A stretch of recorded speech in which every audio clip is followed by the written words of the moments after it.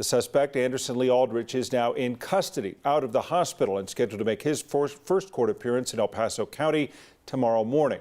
That suspect in the shooting was armed with 2 guns. Investigators don't believe the guns were made by a licensed gun manufacturer. Instead, they are what we've come to know as ghost guns, weapons with no serial numbers. They are virtually impossible to trace. Kevin Vaughn with our 9 Wants to Know team has been looking into how this person got those guns.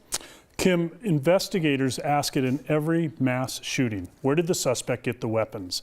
In last weekend's attack, 9 Wants to Know has learned that investigators may never be able to answer that critical question. The shooter who opened fire in Colorado Springs on Saturday night was armed with 2 weapons, a semi-automatic rifle and a handgun. Now 9 Wants to Know has confirmed with multiple sources that those guns did not have serial numbers.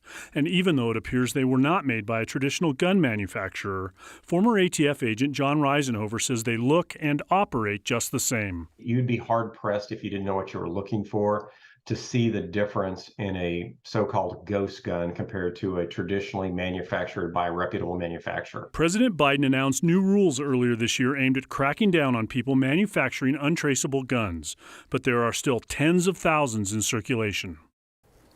It's important to note that it is perfectly legal to manufacture a gun for personal use, though obviously it was illegal to use a gun like this in this attack. Let's talk about that investigation, though, as far as the manufacture of this gun or these guns. Will that be something that they will be looking for evidence strictly from the suspect? How else will they go about trying to find out where they came from? It's very difficult. It's possible this suspect manufactured him himself. It's possible he bought them from somebody else. It's possible someone bought a kit off the internet and did it. They're very hard to trace. Obviously, if there were some really unique characteristics to them and they have other ones like that, they might be able to do it.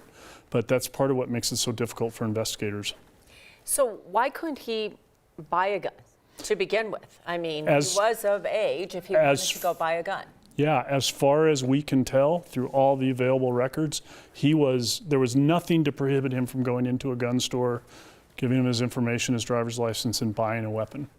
We've found no records that suggest he was prohibited from doing that. But in this case, you're saying 9 Wants to Know has learned that these guns were not of that type. They were not made on an assembly line by a licensed manufacturer and sold in a gun store. No, they were made from parts or kits or 3D printed or something.